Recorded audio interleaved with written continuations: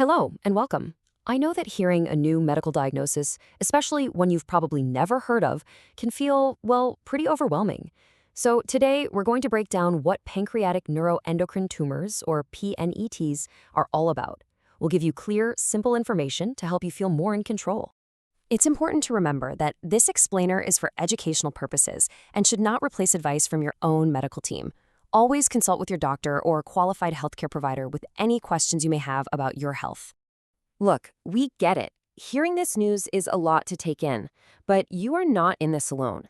The whole point of this is to walk through it together, step by step, so you can really understand what's going on and feel empowered on your health journey. Okay, so let's jump right in. First things first, what exactly is a peanut? A peanut is a type of growth that begins in your pancreas. Now, the pancreas is a really important organ. It helps you digest food, but it also makes hormones. You can think of these hormone-making cells as little messenger factories.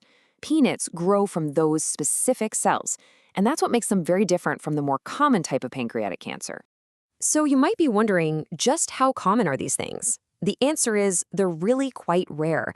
Only about 1 in every 100,000 people gets diagnosed each year. But here's something interesting. That number has actually been going up.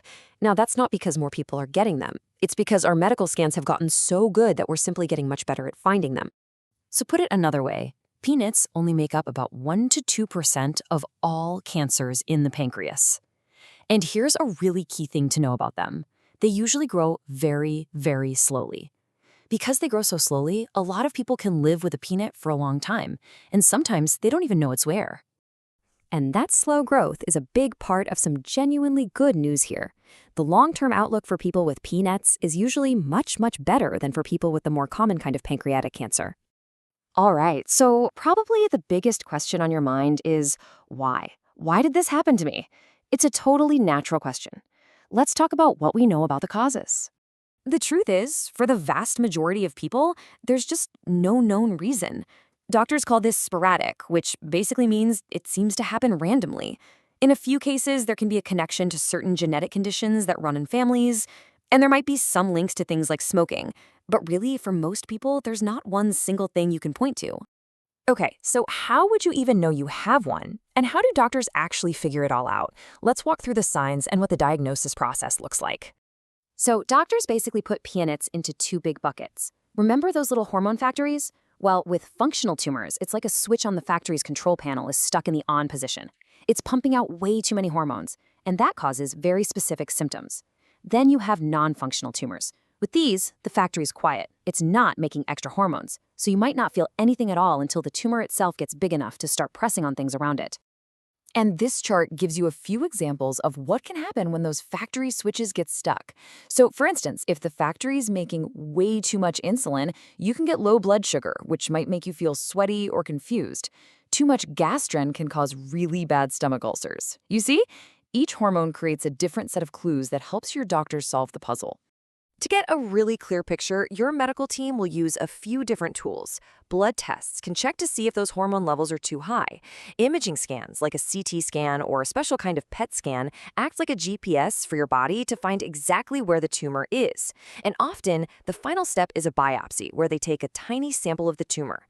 And this is super important because it doesn't just confirm the diagnosis, and also tells them how quickly those tumor cells are growing.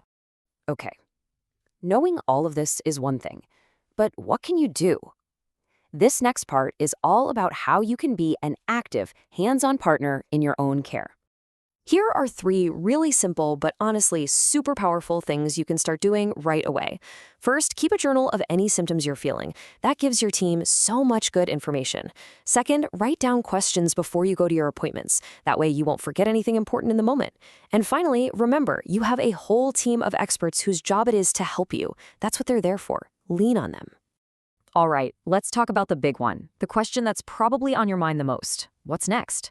What does the outlook look like for someone with a PNET? So the long-term outlook really boils down to 2 main things, the tumor's grade and its stage. The grade is like the speed of the tumor. Is it slow growing or is it a bit faster and more aggressive? And the stage is about its location. Is it still just in the pancreas or has it spread?